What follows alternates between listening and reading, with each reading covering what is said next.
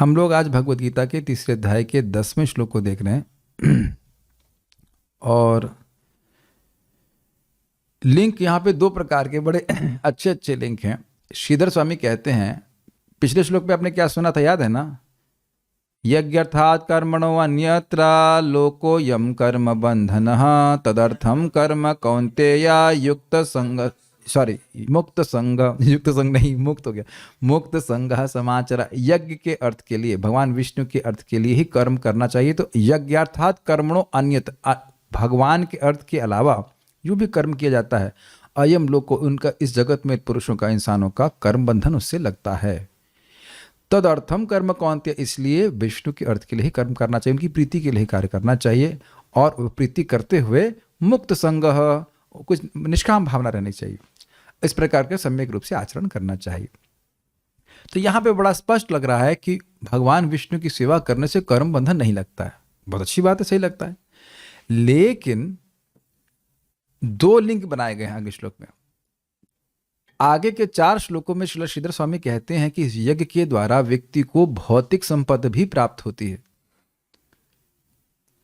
और यही नहीं कि कर्म बंधन नहीं लगता है, बल्कि भौतिक संपद भी प्राप्त होती है। अब व्यक्ति के अगर यहां तो निष्काम कर्म करने की बात कर रहे हैं, तो आप भौतिक संपद प्राप्त होगी, इसका प्रलोभन क्यों दे रहे हैं? तो कह रहे हैं, देखिए भगवान ने से पहले कहा था कि कर्म नहीं करने से कर्म करना अच्छा है। ये बात स्थापित करने के लिए 4 श्लोक भगवान बोल रहे हैं। कुछ कैच कर रहे हैं? कर्म नहीं करने से कुछ भी नहीं मिलेगा, ना तो हृदय का शुद्धिकरण होगा और ना कोई भौतिक संपद भी प्राप्त होगी। भौतिक आवश्यकताएं भी पूर्ण नहीं हो पाएंगी। शरीर यात्रा पिचते न प्रसिद्धिद कर्मणा, आप अपने शरीर को भी धारण नहीं कर पाओगे बिना कर्म की। तो इसलिए कर्म करने से श्रेष्ठ कर्म न करने से, अपने नियत कर्तव्य को ना करने से तो नियत कर्तव्य करना अच्छा है। एक ये वैसे बोले 4 श्लोक में बात बताई जाएगी। और शिला बलदेव विद्याभूषण पाद कहते हैं, उसी को थोड़ा अलग तरह से कहते हैं कि भगवान विष्णु की सेवा किए बिना तो जीवन धारण करना ही व्यर्थ है। आगे आएगा, मोघम पार्थ से जीवती। दोनों आप बैलेंस कर पा रहे हैं? अब एक बात बड़ी अद्भुत है जो यहां पे पहले समझ लीजिएगा। प्रभुपाद जी बड़ा स्पष्ट कहते हैं कि हम सभी बद्धजीव जगत में जब हैं, वो सब भोग की इच्छा से युक्त है, तभी तो भौतिक जगत में, नहीं तो हैं ही क्यों? तो भगवान हमसे घृणा नहीं करते हैं, वो जानते हैं कि इसके हृदय में भोग की इच्छा है।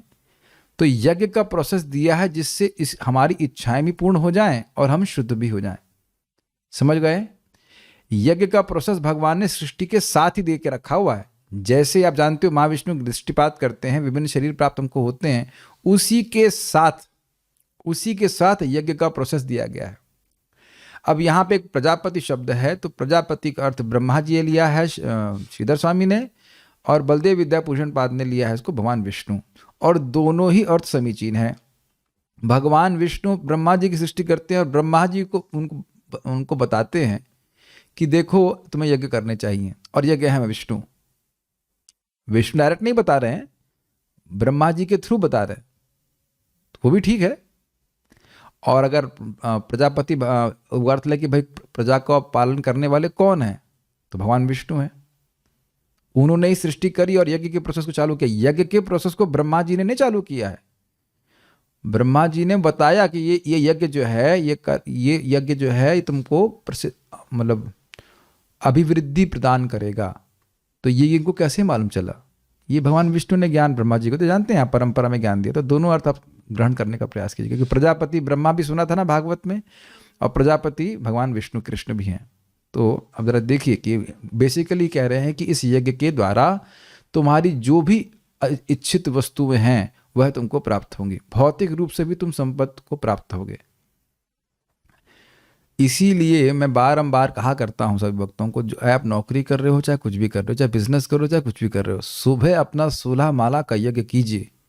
कर्म करिए, बिजनेस करना होगा, लेकिन आप जीवन में देखेंगे कि समृद्धि भी अपने आप आने लगती है।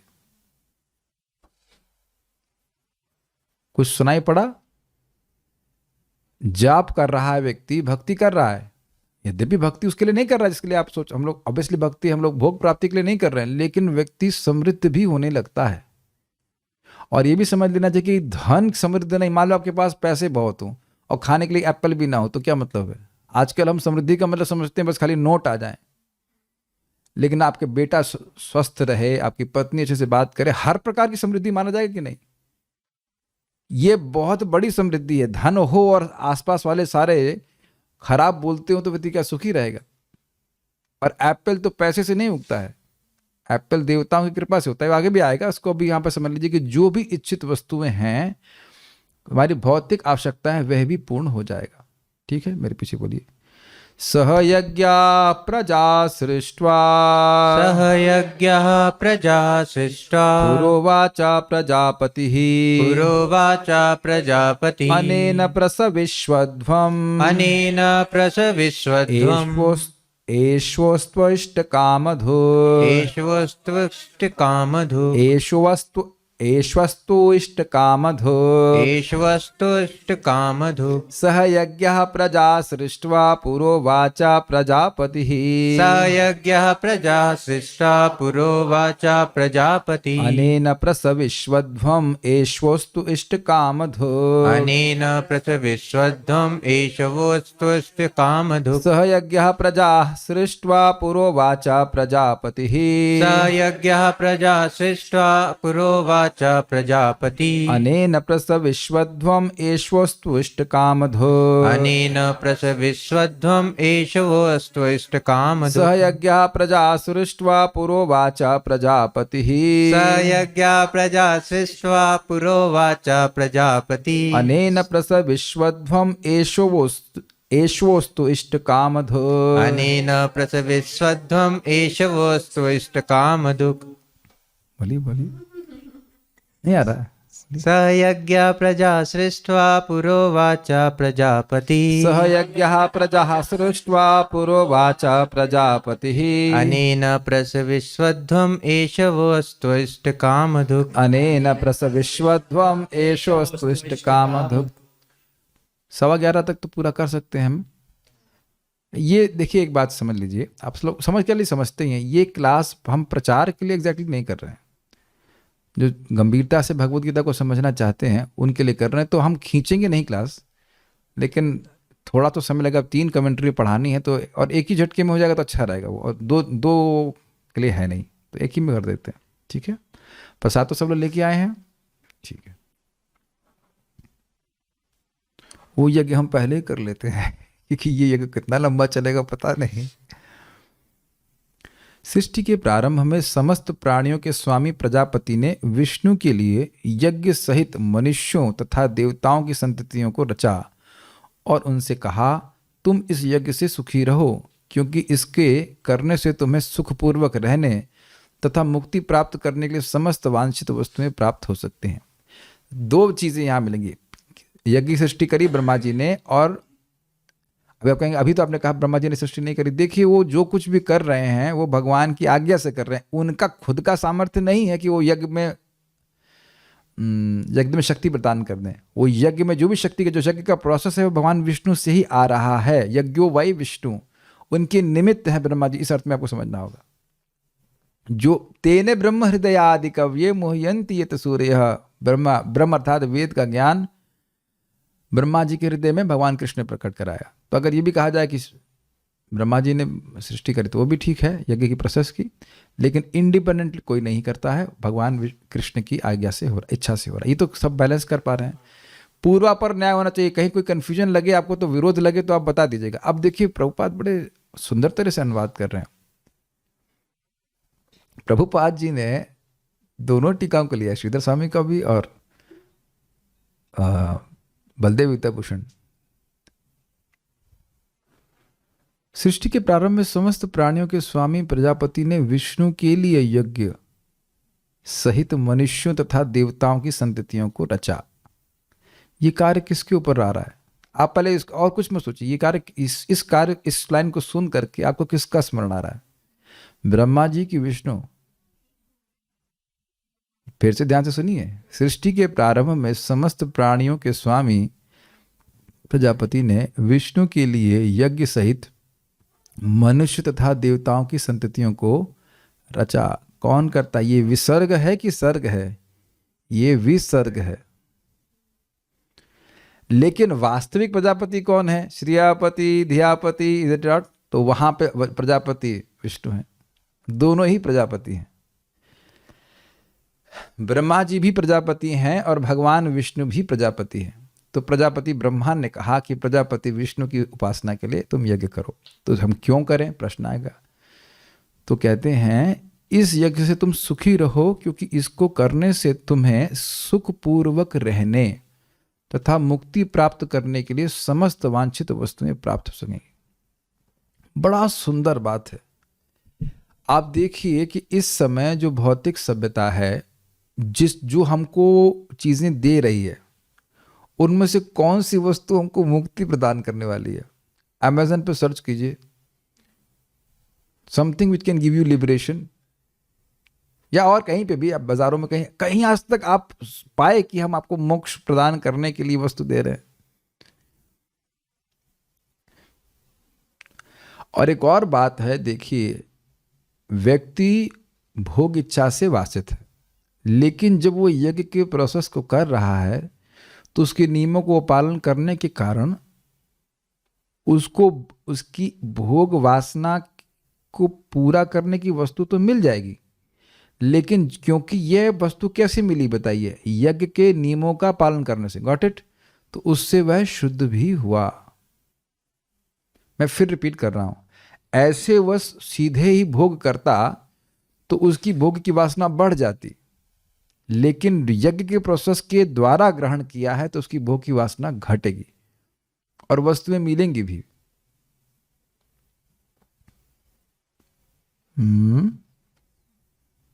इज इट सिंकिंग इन?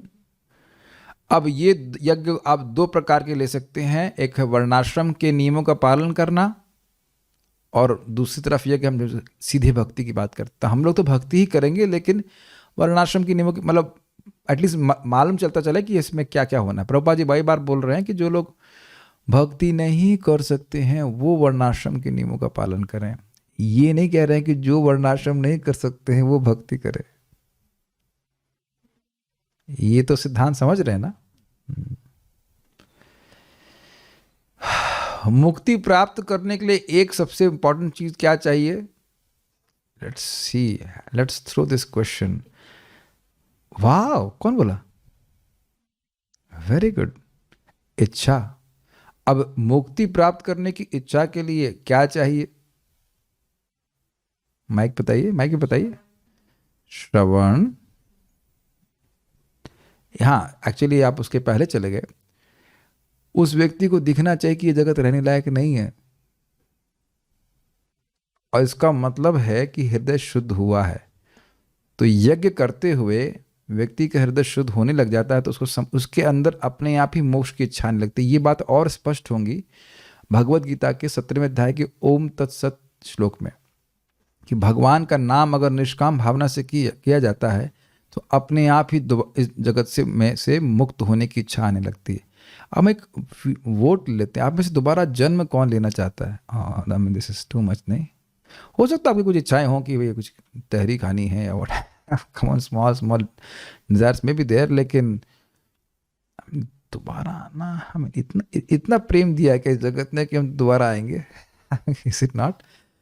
और जैसे जैसे आप जाप करते जा रहे हैं उतना ये इच्छा और प्रबल होती कि नहीं, दोबारा आना नहीं है। भगवान अब अयोग्य मान करके फिर एक राउंड भेज दें, अलग बात है, हमारा तो कोई मन नहीं है।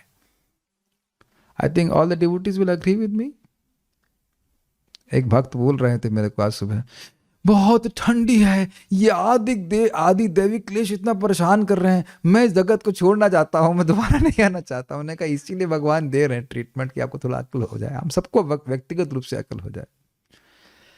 मैं फिर रिपीट कर रहा हूं, इस जगत में आपको लोग यज्ञ किए बिना भौतिक संसाधनों से युक्त दिखते हैं कि नहीं दिखते हैं?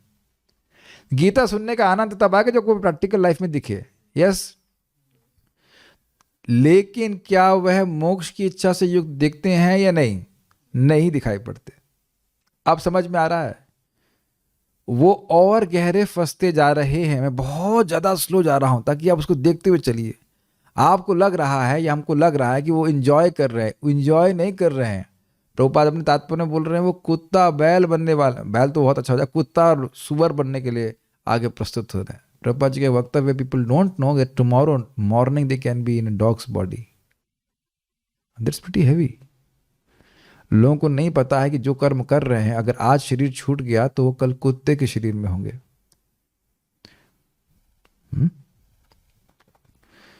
ये बहुत सुंदर बात है भगवान के लिए। चलिए अभी ये छोड़िए, आप ये बताइए कि जब हम लोग कुछ माइक वाइक पकड़ो भाई, ऐसे क्या है, सब माइक के जमीन पे रखने के लिए रखा हुआ है। आप ये महसूस कर रहे हैं कि जब से आप जप करना शुरू किए, चलिए नॉडिंग कर दीजिएगा, आप लोग सब बेचारे म्यूट हैं यहाँ पे,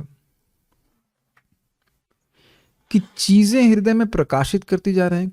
कोई है जो अब आपको और प्रेरित कर रहा है आध्यात्म के प्रति पे और आगे बढ़ने के लिए। अच्छा, दूसरा बात यह भी, आप लोग खाली बस गर्दन हिलाते रहना, सबको देख रहा हूं मैं, जूम पे भी और रूम पे भी। ये देख रहे हैं कि पहले जो बातें बोली जाती थी गीता भागवत की, तो मन में लगता था ये सच है क्या, लेकिन अब ये सहज हृदय में आपके विश्वास होने लगता है, क्योंकि कुछ अनुभूति भी हो रही है। यही सच है, ये सच है कि मैं देह नहीं हूं, ये सच है कि वैकुंठ है, ये सच है कि भगवान है, इत्यादि इत्यादि। तो जितना जितना ये आपकी अनुभूति बढ़ती जाएगी, हम सभी का भक्ति मार्ग पे, इस यज्ञमय मार्ग पे श्रद्धा, विश्वास और कमिटमेंट बढ़ नहीं जाएगा। आप में से कोई भक्त अभी भी ऐसे हैं जो सोचते हो कि हम भौतिकतावादी जीवन में प्रगति करके सुखी हो जाएंगे। मुझे लगता है कि जो लोग भी गंभीरता से भक्ति कर रहे हैं, उस बात को अपने हृदय में स्वयं अनुभव करते होंगे कि भौतिकतावादी जीवन में कुछ रखा नहीं है। तो अब आप ये बताइए कि यज्ञ करने से, सोते हुए, गिरते पड़ते, कैसे भी करते हुए करने से, और बस गीता भागवत सुनने से, ये भी यज्ञ है कि नहीं? ज्ञान यज्ञ है भगवान के लिए। ज्ञान योग नहीं बोल रहा हूं, ज्ञान यज्ञ है, दिव्य ज्ञान यज्ञ है भगवान के लिए। अपनी बुद्धि कुछ शुद्ध हुई है कि नहीं? बहुत से भक्त यहाँ पे केवल प्रसाद ही खाते होंगे, मैं मानता हूं कि सभी लोग केवल प्रसाद खाते होंगे।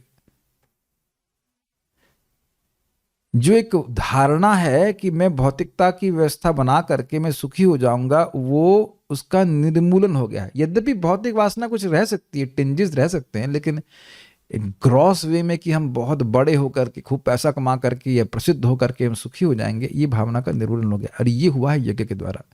तो जो यहाँ पे बात बोली जा रही है वो भक्त अनुभव भी कर रहे हैं। जहां आपका कोई विरोध हो, संशय हो, आप मुझे बोल सकते हैं। यहां तक सबको दिख रहा है अपने जीवन में, और आप ये भी देख रहे हैं एक काइंड ऑफ सेरेनिटी, इंग्लिश में कहते हैं सेरेनिटी, सेरीन। आप देख रहे हैं कि आपने सुबह माला कर लिया, प्रसाद पा लिया, एकदम एक मन में संतुष्टि है जिसको आप कभी हम पैसे से नहीं खरीद सकते। ये भी आप लोग देख रहे हैं। और कठिनाई ये है कि जो लोग ये सब नहीं कर रहे हैं, उनको समझ में नहीं आ रहा है कि ये क्या हो रहा है। Just focus on your consciousness now, specially जिन्होंने बड़े से माला कर लिया है, हाउ पीसफुल इट इज। और सभी मेरे अलावा तो सब कोई मंदिर में ज्वाइन नहीं किए हैं, कर कुछ माता जी लोग तो कर भी नहीं सकते, है भी नहीं सकता, बट घर में रहते हुए भी व्यक्ति बहुत शांति का अनुभव करता है। कि आप लोग के सर्वाइकल स्पॉन्डिलाइटिस हो गया कि आप लोग गर्दन से कुछ हाँ no no okay okay okay no, दे यार जस्ट यार लेजी डिवोटीज, कुछ तो अफर्मेशन दे दिया करके, हाँ ठीक है। क्योंकि भगवत गीता में जो बात लिखी है माय डियर डिवोटीज, वो भगवान का ओपिनियन नहीं है, ये सत्य भगवान बता रहे हैं, ये वजह ध्यान रखना। और यह भी बहुत से भक्तों का अनुभव होगा कि कोई तो आप बता रहे थे कि उनका सैलरी आगे बढ़ने लग गया था, या बहुत से भक्तों का अनुभव हो गया कि उनका सैलरी डबल हो गया, ये हो गया, वो भी होता रहता है। उसके लिए हम प्रीचिंग नहीं कर रहे हैं, लेकिन वह भी अपने आप ही होने लग जाता है। ओके, सो भौतिक रूप से भी व्यक्ति को समृद्धि प्राप्त होगी और उसका बुद्धि शुद्ध होगी। ये यज्ञ का प्रोसेस है। फिर से अन्वय को देखिए। पूरा यानी आदिकाल में, आदिकाल मतलब सृष्टि के प्रारंभ में, सहयज्ञ यज्ञ के साथ प्रजा यानी संततियों को सृष्टवा सृष्टि करके, प्रजापति उवाच, प्रजापति भगवान विष्णु ने कहा, अनेना इस यज्ञ के द्वारा प्रसविश्वध्वम, तुम अधिकाधिक समृद्ध हो। तो केवल समृद्ध हो का अर्थ समझ गए होंगे, केवल ये नहीं कि भौतिक संपदा बढ़ाते रहो और यहां जगत में दोबारा जन्म लेते रहो। तुम मोक्ष की ओर भी आगे बढ़ो, ये बात है। एषः वह इष्ट कामधुक, यह यज्ञ तुम लोगों को समस्त वांछित वस्तुओं का प्रदाता होवे, कामधुक अस्तु। अब आप देखिए एक शब्द अस्तु यहाँ पे है, ये एकदम आशीर्वाद की तरह है। कृष्णेर मतिर अस्तु, कृष्णेर मतिर अस्तु, कृष्ण में तुम्हारी मति हो। अब आप ये बताइए, क्या यह श्लोक सुपर सुपर सुपर इंस्पिरेशनल है या नहीं है? केवल अस्तु शब्द से भगवान श्री कृष्ण यहाँ बोल रहे हैं, भगवान कृष्ण विष्णु में कोई भेद नहीं है। अगर आप प्रजापति का अर्थ भगवान विष्णु लेते हैं तो ये सीधे भगवान विष्णु का आशीर्वाद है या नहीं है? और अगर आप ब्रह्मा जी लेते हैं तो ब्रह्मा जी का आशीर्वाद है या नहीं है? हम स्पष्ट बोल रहे हैं अस्तु अस्तु अस्तु। लोग कहाँ कहाँ आशीर्वाद मांगते हैं, लेकिन भगवान अपना आशीर्वाद सृष्टि की शुरुआत में ही रेडीमेड करके भेज दिए हैं और उसको व्यक्ति ग्रहण नहीं करता है। आप देखो प्रैक्टिकली भारतीय लोगों की संग अच्छी बात भी है और बुरी। वो बारंबार ये सोचते हैं कि आशीर्वाद से काम चल जाए, उन्हें कुछ करना नहीं पड़े, ब्लेसिंग्स ब्लेसिंग्स ब्लेसिंग्स। लेकिन अद्भुत बात है कि ब्लेसिंग तो सामने उपस्थित है।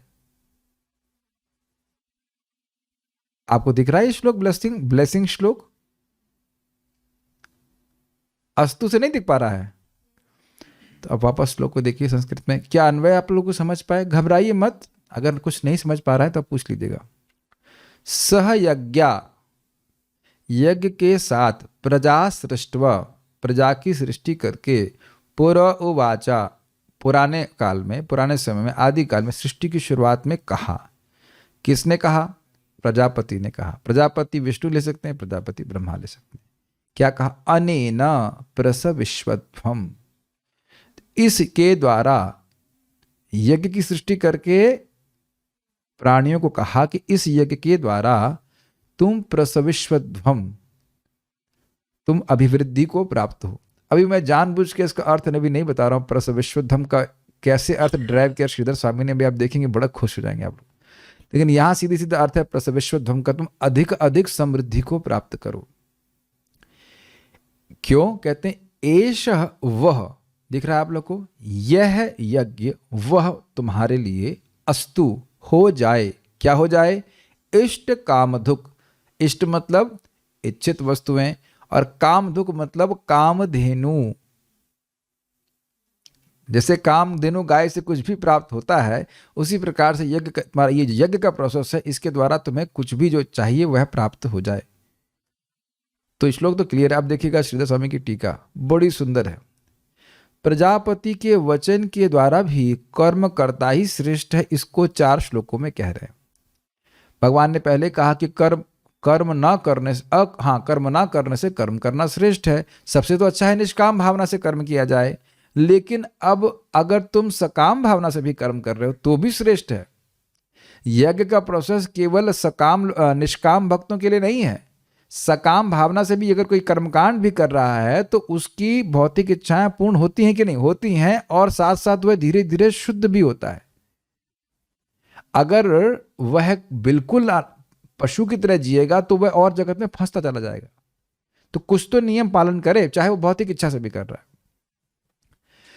अब ये देखिए शब्दों का अर्थ। सह यज्ञा अर्थात जो यज्ञ के साथ वर्तमान रहते हैं। अभी आपने सुना था ना, राधया सह मोदते तत्र श्री कृष्णा, भगवान राधया सह। जहां पे गीता के ऊपर विचार होता है, पठन पाठन होता है, वहां पे भगवान श्री कृष्ण राधा रानी के साथ रहते हैं। वहां आते हैं, प्रसन्नता से रहते हैं, हाँ, मुंह बना के नहीं रहते, खुशी खुशी रहते। तो अब आप सोचिए, सह यज्ञ मतलब जैसे ही इस सृष्टि हुई तो प्राणियों के साथ यज्ञ की प्रोसेस दिया। एक तो यह अर्थ है, और दूसरा जो लोग इस यज्ञ में साथ रहते, यज्ञ के साथ ही रहते हैं, अर्थात यज्ञ करते ही रहते हैं, या जिनको यज्ञ करने का अधिकार प्राप्त किया गया उसकी बात कर रहे हैं। पशु तो अधिकार नहीं कर, पशुओं को तो यज्ञ करने का अधिकार नहीं है, समझ रहे हैं? तो सह यज्ञ मतलब जो यज्ञ के साथ वर्तमान रहते हैं। जैसे आप समझिए, पहले जमाने में ब्राह्मण लोग श्रुति वेद को साथ में लेके चलते थे। जैसे अब आप कहा जाए कि हम लोग फोन हैं, समझ आया? फोन की अधिकृत व्यक्ति हैं और फोन जेब में लेके चलते रहते, मतलब फोन का उपयोग करते ही रहते। ये यज्ञ हमेशा चलता रहता हमारा, है कि नहीं? या जो क्या नाम से, जो पिस्टल के अधिकारी सभी तो है नहीं यहाँ पे, जिसके पास लाइसेंस है, ये पुलिस का अधिकारी होता है, उसके पास रहता है। तो उस अर्थ में कह रहे हैं कि जो लोग यज्ञ करने के लिए अधिकृत हैं, यज्ञ करने के सभी ब्राह्मण आदि अधिकृत व्यक्ति, यह अर्थ है। सभी जीवों को तो यज्ञ करने का सामर्थ्य नहीं है, अधिकृत नहीं है ना। तो ब्राह्मण, क्षत्रिय, वैश्य, ये सभी यज्ञ करने के लिए अधिकृत हैं, और फिर शुद्ध उसमें असिस्ट करने के लिए हैं। शुद्ध लोग आहुति नहीं दे सकते हैं, तो वह भी एक प्रकार का यज्ञ हो जाता है। तो इस प्रकार से उन लोगों को ये बोला, ध्यान दीजिएगा इस बात को, यानी कि इसीलिए प्रभुपाद ने कहा मनुष्य और देवताओं को, पशुओं को यज्ञ करने का अधिकार नहीं है, लेकिन वह भी, उनको भी प्रसाद दिया जाता है, वो एक अलग पॉइंट है। बहुत ध्यान से सुनना पड़ेगा हम सब लोगों को।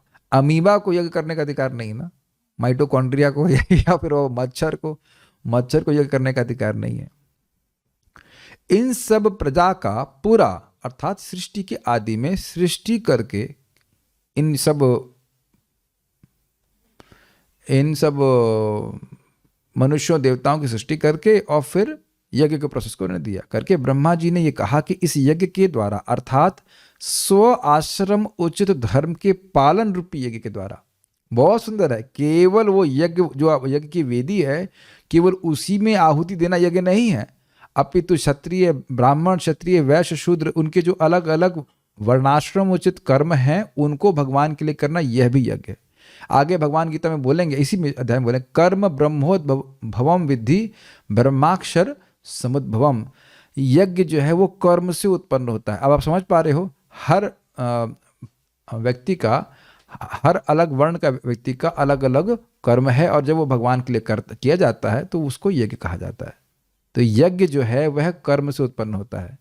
तो इसलिए यज्ञ का अर्थ केवल यही नहीं है कि आहुति, जैसे मान लीजिए कोई वैश्य है, तो उसने अन्न दिया एक यज्ञ के लिए, तो क्या अब उसके पास जो अन्न है वो भगवान यज्ञ के लिए देना, वो यज्ञ हुआ कि नहीं हुआ? ब्राह्मण उसमें आहुति दे रहे हैं, और आपने देखा नहीं कि कई बार क्षत्रिय लोग तो स्वयं बैठते भी थे, और साथ साथ कोई असुर आदि आ जाता था तो असुर को संहार भी करते थे। सुना है ना, भगवान राम ने संहार किया, तो वो राक्षसों का संहार करना भी यज्ञ है। आप मेरी बात समझ पा रहे हैं? जैसे गवर्नमेंट के विभिन्न डिपार्टमेंट गवर्नमेंट की प्रसन्नता के लिए कार्य करते हैं, भले वो अलग अलग कार्य करते हो, चाहे पुलिस डिपार्टमेंट हो, चाहे इलेक्ट्रिकल डिपार्टमेंट हो, चाहे पानी का डिपार्टमेंट हो, चाहे कुछ भी हो, अग्रीड? पोस्ट ऑफिस, सारे डिपार्टमेंट से कार्य करते हैं कि नहीं? हमारे हाथ पैर जो कुछ भी वो पेट के लिए कार्य करते हैं, बड़ा स्पष्ट है। कार्य अलग अलग होते हैं, लेकिन उन सबका प्रयोजन पेट को पालना होता है। हाँ, तो इस प्रकार से अपने अपने धर्म को करने के द्वारा प्रसव विश्वधम, इसका अर्थ देखिएगा, प्रसव विश्वधम अर्थात तुम समृद्धि को प्राप्त हो गए। अब समझ में आ जाएगा कैसे आएगा। प्रसव का अर्थ वृद्धि ही होता है। प्रसव आप समझते हैं ना, कोई स्त्री है वो बढ़ जाती है कि नहीं, बढ़ने के अर्थ में होता है ना, उसको प्रसव हो गया मतलब उसका संतान हो गई, तो वो बढ़ गया कि नहीं, क्या तो अर्थ है। कभी सोचे थे गीता में ऐसा अर्थ? प्रसव विश्वध्वम में प्रसव दिख रहा है आपको? हम जब उसको देखा सुबह, हमने बहुत प्रसन्नता होगी, कहां कहां सोच रहे हैं। श्लोक दिख रहा है आपको, देखिए, प्रसव विश्वध्वम में लिख रहा है आपको, प्रसव दिख गया आपको? उसी से डिराइव किया गया प्रसव विश्वध्वम। तो जैसे यहां संतान बढ़ 1 2 3 बढ़ रही है, इस प्रकार से तो कह रहे हैं उसी अर्थ में तुम उत्तरोत्तर अभिवृद्धि को प्राप्त करोगे, ये अर्थ है। 1 संतान, फिर 2 संतान, फिर 3 संतान, ऐसे करके। बहुत सुंदर है, बहुत सुंदर है। प्रसव विश्वध्वम का अर्थ है कि ऐसा नहीं कि सारी ऑपुलेंस एक साथ आ जाएगी। ब्रिलियंट ना? ऐसा नहीं कि सारे बच्चे एक साथ ही पैदा हो गए, फिर तो सभी बाल नोचेंगे, ऐसा नहीं। प्रसव 1 2 3 करके प्राय होता है, ऐसे तो होता है, जनरली तो ऐसा ही होता है। तो बहुत होगा, ट्विंस हो जाएंगे, एक के बाद एक। बहुत ब्रिलियंट है, बहुत ब्रिलियंट बात है। और ये भी हम बिल्कुल स्पष्ट समझने की, अब ऐसा नहीं कि हमारा चित्त जो है वो तुरंत शुद्ध हो जाता है, या भक्ति तुरंत मिल जाती है। आप देख रहे हैं उत्तरोत्तर अभिवृद्धि होती जाती है। बहुत अच्छा अर्थ लिया गया है ना। उसका कारण क्या है? तो कहते हैं, उसका कारण कहते एषा, अर्थात यह यज्ञ, वह अर्थात तुम सबके लिए इष्ट काम दुख, अर्थात इच्छित कामनाओं को पूरा करने वाली गाय के समान हो जाए। काम दुख, ये काम दुख शब्द अपने भागवत में भी सुना था कि युधिष्ठिर महाराज जब राज्य कर रहे थे तो पृथ्वी काम दुख यानी काम धेनु गाय के समान हो गई थी, जिसको जो इच्छा होती वो पूरी करने वाली थी। तो इसका क्या अर्थ है? तो कहते अभिष्ट भोग प्रद हो, ये अर्थ है, यानी ये एक करके तुम जो चाहते हो मिल जाए। जैसे मैं एग्जाम्पल दे रहा हूँ, एक भक्त बता रहे थे कि इसका नागपुर का बात होगी, जो भी होगी, तो उनको कोई भूमि नहीं मिल पा रही थी, तो एक बड़ा बहुत खर्चीला यज्ञ किया गया। उसका कुछ संबंध भगवद गीता से ही था, उस डिटेल बताते 1 करोड़ रुपए खर्च हुआ उसमें, whatever। लेकिन अब उसके द्वारा जो भी किया, मुझे नहीं पता कि क्या क्यों क्या है, लेकिन उसके बाद उनको वो जमीन मिल गई। यहाँ भी आप लोग देखते हैं, मैं भक्ति की बात ही नहीं कर रहा हूँ, यहाँ पे भी आप देखते होंगे काल। चलिए इनसे एक प्रश्न करते हैं, चलिए let us give a question to माता जी। एस्ट्रोलॉजी पे क्वेश्चन करते हैं, बहुत सिंपल है। किसी के कुंडली में काल सर्प योग हो, हम भक्ति की बात नहीं कर रहे हैं, तो अब उन्हें कौन सा यज्ञ बताएंगे? प्रभु जी आफ्टर कमिंग टू भक्ति अभी अकॉर्डिंग टू एस्ट्रोलॉजी एस्ट्रोलॉजी बताइए। भक्ति तो अलग ही हिसाब किताब है, भक्ति का यज्ञ तो अलग है। काल सिर्फ दोष शांति होती है प्रभु जी। तो उसमें कुछ यज्ञ करते होंगे जी। मैं कहा सर कितना रुपए खर्च आता है? 5 to 10,000। हाँ 10,000 रुपये। तो 10,000 रुपये लगा कि नहीं लगा? तो उस यज्ञ के द्वारा उसकी क्या इच्छा थी बताइए, इच्छा क्या है उसकी? भौतिक इच्छा ही है। ऐसे हम ड्रामा करते हैं, ड्रामा करने में मैं मेरे पे काल सर्प दोष है और आप एस्ट्रोलॉजर हैं, आप उनका मैडम ये हमारे जीवन में बड़ी कठिनाई आ रही है, क्यों आ रही है आप बताइए? प्रभु जी आपकी कुंडली में काल सर्प दोष लक्षित है, उस कारण से कठिनाइयाँ आ रही हैं, ऑब्स्टिकल्स आ रहे हैं, तो आपको इसकी शांति करनी चाहिए। ऐसे बताया हमने, ठीक। तो ये कैसे होगा माता जी, ये बताइए। 2 ब्राह्मण लगेंगे इसमें और आपको स्वयं आके पूजा में उपस्थित होना होगा। आपके द्वारा कर्मकांड पूजा कराई जाएगी, 3 घंटे की पूजा होगी, उसका खर्च इतना आएगा, ये आएगा, ये है 10,000 रुपये का। तो आप समझ रहे हैं कि यज्ञ 10,000 रुपये खर्चा कर रहा हूँ, लेकिन मेरे आगे बहुत बड़ा लाभ हो रहा है, जहाँ जहाँ मेरा बहुत बड़ा नुकसान है वो सब बच जाएगा। एक एग्जाम्पल मैंने दिया कि एक यज्ञ करके व्यक्ति अपनी इच्छित वस्तु को प्राप्त कर रहा है जहाँ उसका ब्लॉकेज आ रहा है। और आजकल इस सब बात को लोग ना एक मात्र अंधविश्वास मानते हैं, जबकि अंधविश्वास नहीं है। मैं तो एकदम यहाँ पे भी कर्मकांड वाला एकदम कर्मकांड की सकाम भावना से व्यक्ति करे। Is it all clear now?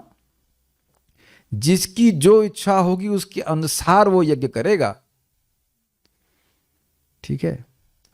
तो अभिष्ट भोगप्रद हो, ठीक है। ये आप यहां पे नहीं समझ पा रहे हैं, लेकिन श्रीमद् भागवतम में आप जब पृथु महाराज की कथा पढ़ेंगे तो वहां बिल्कुल स्पष्ट आता है कि उनके पिता वेण कोई यज्ञ नहीं कर रहे थे, तो पृथ्वी ने सारी सामग्री छुपा ली थी। और फिर जब पृथु महाराज का आविर्भाव होता है तो वह यज्ञ करते हैं, और फिर भी पृथ्वी नहीं देती तो पृथ्वी को डांट लगाते हैं, फिर पृथ्वी देना शुरू करती है। पृथ्वी गाय के रूप में होती है और हर व्यक्ति आता है अलग अलग अपने कह सकते हैं समाज से, और वह दूध के रूप में अलग अलग वस्तु लेके जाता है। जैसे असुर लोग प्रहलाद महाराज को बछड़ा बनाए, और जो मुझे भी स्मरण से बोल रहा हूँ, हो सकता है मैं गलत हूँ, इन द सेंस शराब या कोई और वस्तु लेके, मतलब वो उनकी इच्छित वस्तु है। आप जानते हो या नहीं जानते हो, तामसिक यज्ञ भी होते हैं जिसके द्वारा व्यक्ति तामसिक सिद्धियों को प्राप्त करता है। जो तुम्हारी इच्छा हो उससे भी लोग धीरे धीरे शुद्ध होते हैं, समझने का प्रयास कीजिए। तामसिक लोगों को आप बोलोगे हरे कृष्णा कर कोई भी सकता है, लेकिन वो करने वाले नहीं है।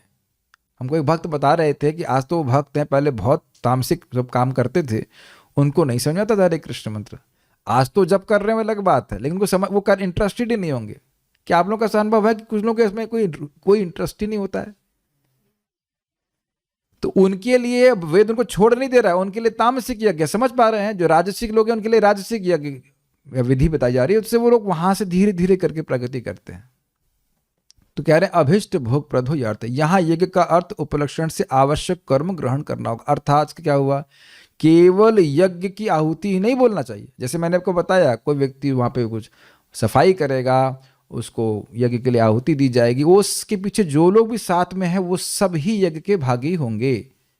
जैसे मान लो ये रूम ही है, एग्जाम्पल दे रहा हूँ भक्ति का, तो ये तो भक्ति का हम प्रचार कर रहे हैं। तो मान लो किसी ने कैमरा दिया, तो क्या वो यज्ञ नहीं है? ये माइक किसी ने स्पॉन्सर किया, तो यज्ञ नहीं है? हाँ ऑब्वियसली मैं बोलूँ ही नहीं तो ये सब यज्ञ नहीं होगा, लेकिन बोलने के पीछे बहुत से लोग काम नहीं कर रहे हैं और आप लोग यहाँ बैठे हुए हैं, तो ये क्या यज्ञ नहीं है? आप लोगों के बिना आप इधर बैठे हो और जूम पे भक्त ना हो तो मैं क्या बोल पाऊंगा? रोज तो बिल्कुल नहीं बोल पाऊंगा। Make sense to you? तो ये एक यज्ञ हो रहा है, तो उसमें केवल अब ये नहीं है कि बस मैं बोल रहा हूं बस वही यज्ञ है।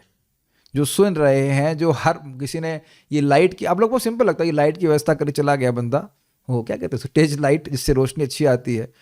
ये हम में से किसी का आइडिया नहीं है, किसी एक भक्त ने आकर के लेकर के चले गए, तो यज्ञ हुआ कि नहीं? भले ही वो गीता का प्रवचन नहीं कर रहे हैं, लेकिन ये लाइट लगाना ये यज्ञ हुआ कि नहीं? एक व्यक्ति ने सजेस्ट किया कि स्पीकर, ये वाला स्पीकर लीजिए बहुत अच्छा है, अब देख रहे साउंड अच्छा आ रहा है कि नहीं, तो यह भी यज्ञ हो गया। ये अर्थ है। तो ऐसा नहीं है कि अब केवल जो ब्राह्मण बस यज्ञ कर रहे हैं बस वही यज्ञ है। मान लीजिए कुकिंग चल रही है और आप ब्राह्मण इंस्टीट्यूट नहीं है, तो भगवान को मान लीजिए आप मंदिर में जाके ऑल्टर पे भोग नहीं लगा सकते, सब्जी भी नहीं काट सकते हैं, सब्जी लेके नहीं आ सकते। Is it okay?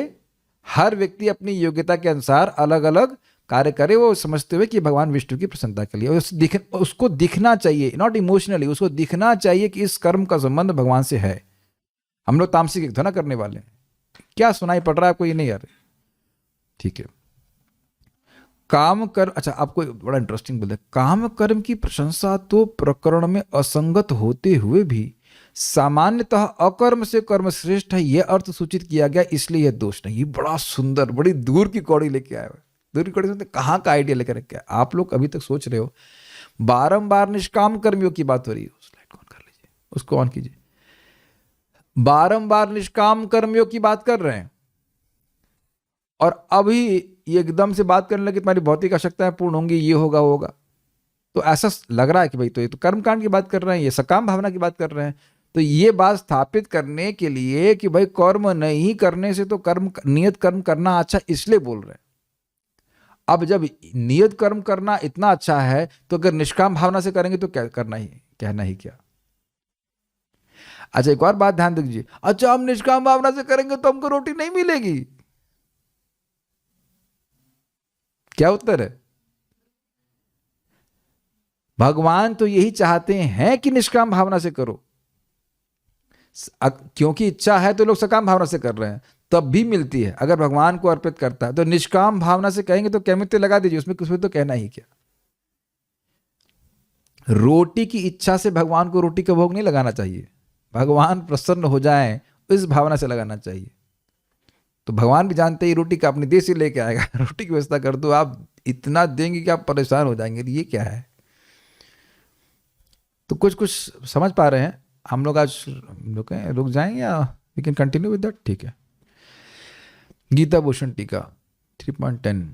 एक्चुअली क्या आज का फ्लो बन रहा है तो आसानी से समझ जाएगा, पढ़ूंगा आप आसानी से समझ पाओगे। यह श्लोक प्रदर्शित करता है कि भगवान विष्णु को यज्ञ अर्पित किए बिना जीवन धारण करना भी गलत है। क्यों गलत है आप समझ पा रहे हैं? क्योंकि वो व्यक्ति और इस भौतिक जगत में फंसता जाएगा। देखिए भौतिक जगत तो रहने के लायक ही नहीं है, बिल्कुल नहीं है। एक कल भक्त तो बोले ये लोग इतने जगत में इतने एनवियस क्यों है? Means what do you mean by that? Material world means envious. What is the point of saying envious क्यों है? ये तो ऐसा हुआ कि कहे कि शराब के ठेके में चले, ये लोग शराब क्यों पी रहे हैं यहाँ पे, मट्ठा क्यों नहीं पी रहे हैं? मट्ठा पीने के लिए शराब क्या कहते हैं उसको, मदिरालय में जाएगा। मान लो कोई डिस्को में जाकर ये लोग शांति से समाधि में क्यों नहीं बैठे? अरे भाई समाधि में बैठने के लिए वो डिस्को हॉल नहीं गए। यही प्रभुपाद जी हिट करेंगे कि मटेरियल वर्ल्ड में हर जीव भोग के लिए बहुत उत्सुक है। मानते हैं आप? समय पता ही नहीं चलता कहां चला गया। लेकिन कह रहे हैं कि यहां इसी बात को बोल रहे हैं कि भगवान विष्णु को यज्ञ अर्पित किया एकदम गलत, बिल्कुल गलत। वो क्योंकि जीव को और फंसाता चलेगा, उसका अंधकार और बढ़ता जाएगा, बढ़ता जाएगा, बढ़ता जाएगा। मैं फिर रिपीट कर रहा हूं, जब भी व्यक्ति भगवान विष्णु से हट करके कार्य कर रहा होता है तो वो भोग उसको अंधा कर देते हैं और उसको यह प्रदर्शित नहीं करते हैं कि हम क्या हैं, क्षयिष्णु। भक्तों को दिखता है कि हम मर सकते हैं आज, आप लोगों को नहीं, कभी दिखता नहीं है। कहता है कि we can leave the bodies today, at least some days. 40 साल बीतने में कौन सा समय लगा, और आगे 40 साल बीतने में क्या समय लगना है? Make sense to you? लेकिन भोग में पड़ा हुआ व्यक्ति को ये भोग के विषय प्रकट ही नहीं होने देते कि हम शाश्वत नहीं हैं। लगता है लोगों की मेरी पत्नी मर जाएगी, बच्चे मर जाएंगे और ये मेरे सहायता मृत्यु के अगेंस्ट कुछ नहीं कर सकते। आंखों के सामने मरता हुआ देखते हैं व्यक्ति।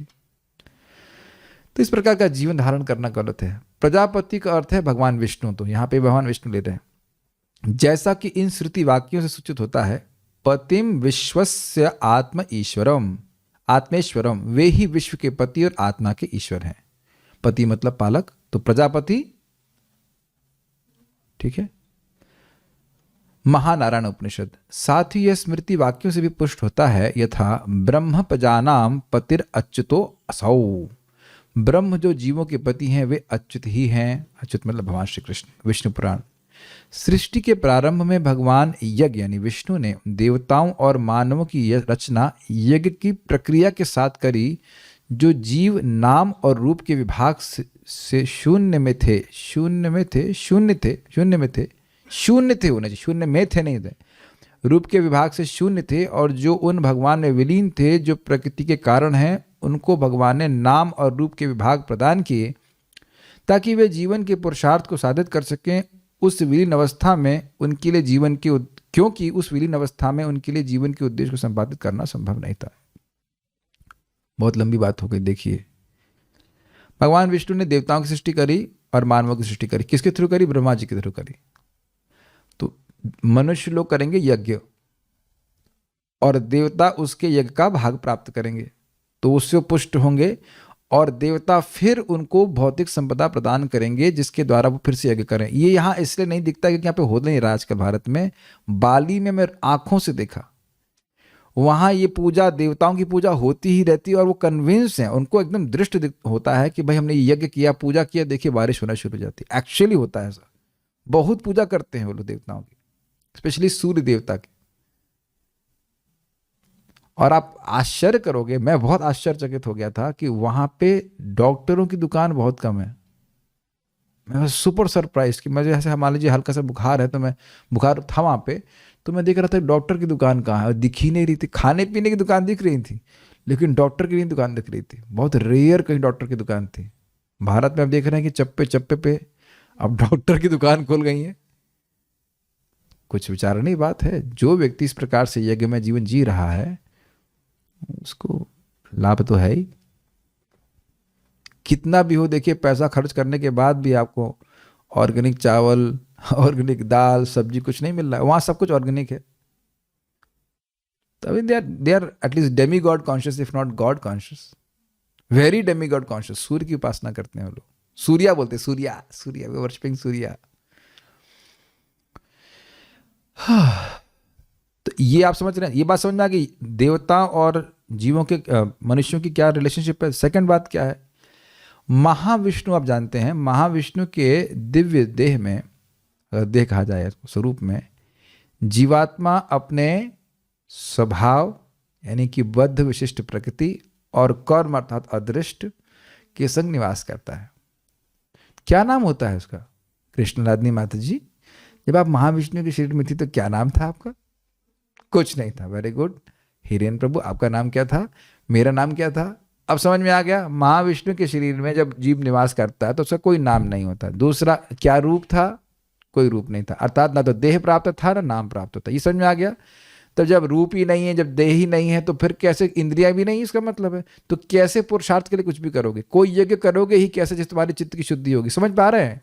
महाविष्णु के जो देह में जीव है उसकी भोग की इच्छा है, सुननाई पड़ रहा है आपको? वो शुद्ध नहीं हुए हैं, भोग की इच्छा है, लेकिन भोग इच्छा को पूर्ण करने के लिए और उसको समाप्त करने के लिए कोई साधन नहीं है।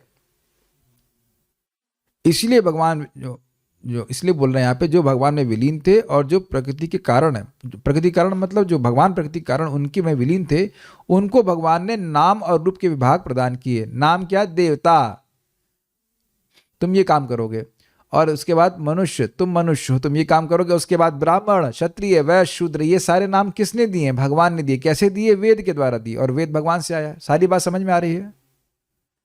क्यों दिया? ताकि वे जीवन के पुरुषार्थ को साधित कर सकें। पुरुषार्थ क्या होते हैं बताइए? धर्म, अर्थ, काम, मोक्ष, पराई मानते हैं, और फिर अगर कोई बहुत भाग्यशाली हुआ, भगवान के भक्तों का संग हुआ, तो उसको भगवान की भक्ति यानी प्रेम भक्ति को साधित करेगा।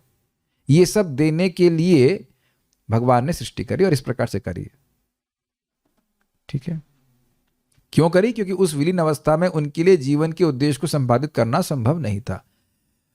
जब अब जीव ही नहीं तो खाओगे क्या? चाहे प्रसाद हो चाहे कुछ हो, कुछ भी तो नहीं खा पाएंगे ना। हरे कृष्ण कृष्ण कृष्ण हरे हरे, हरे राम राम राम हरे। तो नाम और रूप कुछ भी हो, लेकिन जीव है ना, तब तो हरे कृष्ण बोल रहे हैं। मेरे ख्याल से सब बुद्धिमान है यहाँ पे, बहुत तेजी से समझ में आ रहा है, सबको समझ में आ रहा है जूम के पर भी। फाइन। यज्ञ की प्रक्रिया और वेद को उनके समक्ष प्रकाशित करके भगवान ने कृपा पूर्वक उनसे कहा, वेदों में वर्णित और मुझको अर्पित इस यज्ञ के द्वारा तुम अपनी वृद्धि करो। अब बिल्कुल स्पष्ट समय आ रहा है कि कैसे कहा, वेद का ज्ञान देकर। अब बताइए, वेद ज्ञान सबसे पहले किसके पास आया? ब्रह्मा जी। ऐसा नहीं किताब लिखी, पहले आपको पता होना चाहिए कि 5000 साल तक भी किताब के रूप में नहीं थे। वो लोग इतने प्रखर बुद्धि वाले होते थे कि एक बार बोलने से याद हो जाता था। यहाँ तो अब मैं कल भी श्लोक पढ़ाऊंगा तो कहेंगे ये कपड़ा है ये कपड़ा है, ये भी है क्या? जो भी मैं खुद भी पारायण किए ना, हम लोग दूसरे स्कंद में अध्यायों का, कौन सा याद रहता है श्लोक? सब गायब हो जाता है। इसीलिए कलयुग में प्रीचिंग करना बहुत आसान है, एक ही श्लोक आप पूरे साल पढ़ा सकते हैं। तो अच्छा बात बोल रहे हैं आप। ये समझिए कि हम लोग ऐसे ही फॉरगेटफुल हैं और उस पर से कलयुगाइट्स हैं, प्रामाणिक कलयुगाइट्स। तो वो बारंबार सुनेंगे तब जाकर धीरे धीरे कोई बात समझ में आती है।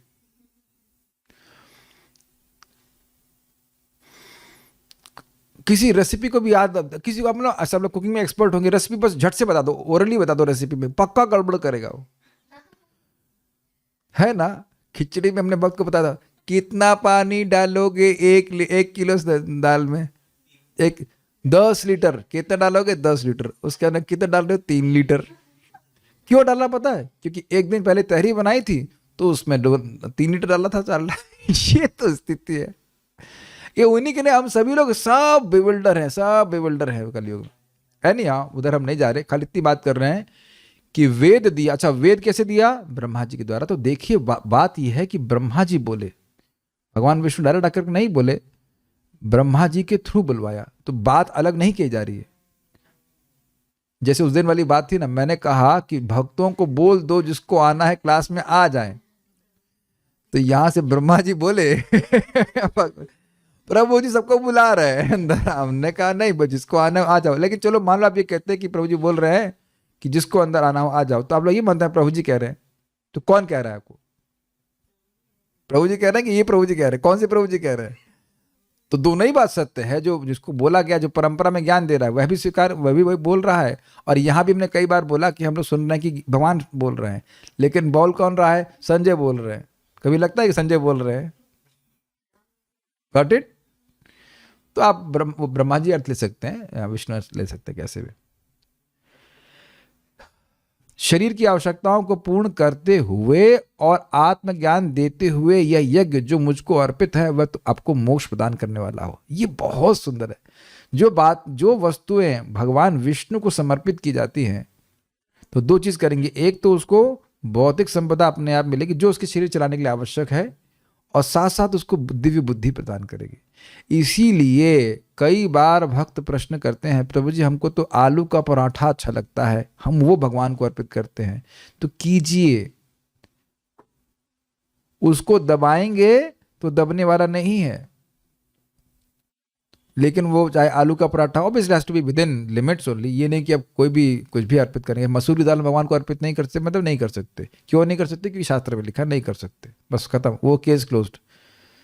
वो तो ठीक है। लेकिन अब मान लो गाने की इच्छा है या कुछ बोलने की इच्छा है, पेंटिंग, जो कुछ भी इच्छा, वो सभी यज्ञ हो जाता है। समझते ही ना, भगवान के विष्णु के लिए कोई भी कार्य किया जाए तो वो करने से भौतिक संपदा भी आराम से प्राप्त होगी और हमको शुद्ध बुद्धि प्राप्त होगी। ये बहुत इंपॉर्टेंट है। तो हम ये तो सबको समझ में आ गया। ये दोनों चीज होंगी। भौतिक संपदा प्राप्त होने मात्र से व्यक्ति मोक्ष को नहीं प्राप्त करेगा, बल्कि आप देखेंगे अगर बुद्धि वैसी ना हो तो व्यक्ति उसमें और उलझ जाता है। तात्पर्य, प्राणियों के स्वामी विष्णु द्वारा भौतिक सृष्टि की रचना बद्ध जीवों के लिए भगवत धाम वापस जाने का अवसर है। कैसे अवसर आप जानते हैं? वो महाविष्णु में रहने वाले थे, लेकिन उनको अभी देखा पढ़ा, उनको कुछ ना नाम है, ना रूप है, ना देह है, उनको देह प्रदान करके ये व्यवस्था करी गई कि भगवान के पास आ जाए। अब देख रहे हैं, अभी देख रहे हैं भगवान की जेनरॉसिटी देखी। कैसी भी इच्छा वाला जीव हो, अल्टीमेटली भगवान चाहते हैं कि वो वो हमारे पास आ जाए, और उसके अधिकार के अनुसार उसको यज्ञ की व्यवस्था दी गई। इस सृष्टि के सारे जीव प्रकृति द्वारा बद्ध हैं, क्योंकि उन्होंने श्री भगवान विष्णु या कृष्ण के साथ अपने संबंध को भुला दिया है। उस शाश्वत संबंध को समझने में वैदिक नियम हमारी सहायता के लिए हैं।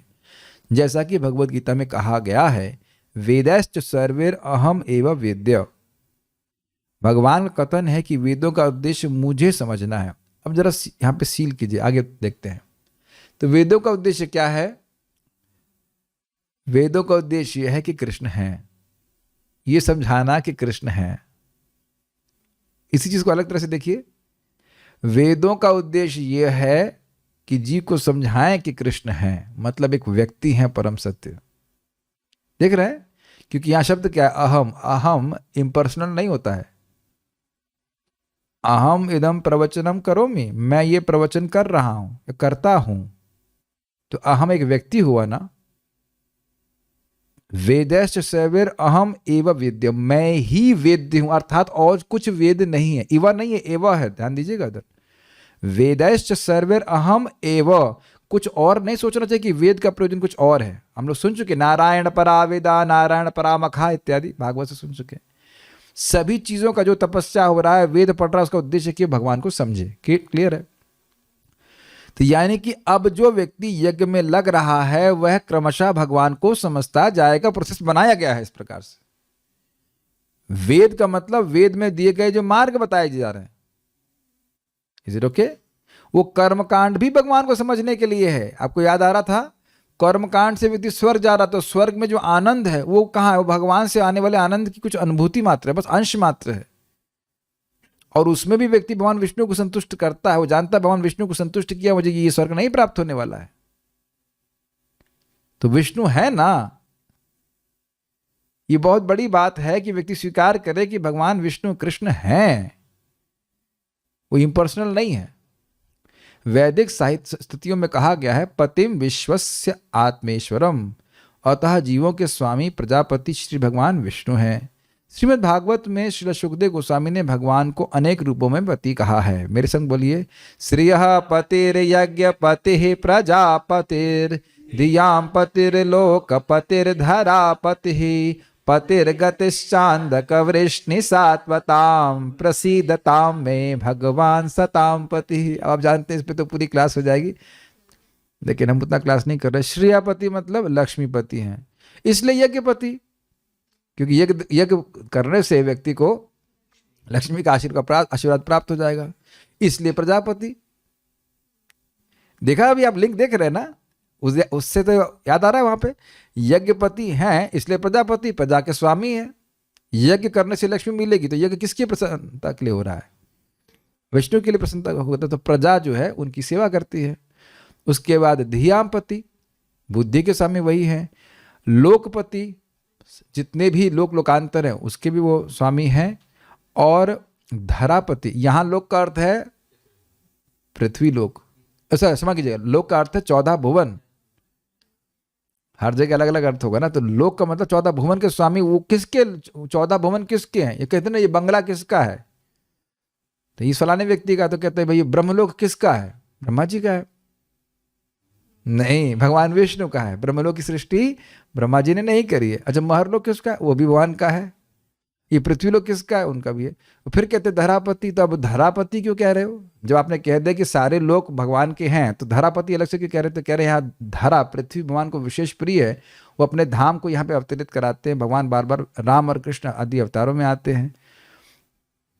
उसके बाद कह रहे हैं पतिर्गतिश्च आंधक वृष्णि सात्वताम, जो अंधक वंशी हैं, वृष्णि वंशी हैं, सात्वत हैं। सात्वत मतलब यहाँ पे यदुकुल गया, और नहीं सॉरी अंधक और वृष्टि वंशी हो गए, यदुकुल वंशी, उनकी पति गति हैं। पति मतलब पालक और गति मतलब आश्रय हैं, गंतव्य हैं। और सात्वताम अरे सॉरी, हाँ ठीक है, सात्वताम भी वही हो गया जो यदुकुल वंशी में है, उन्हीं की बात कर रहे हैं। उन सभी की पति और गति है। प्रसिद्धताम में भगवान सताम पति, सताम मतलब भक्त।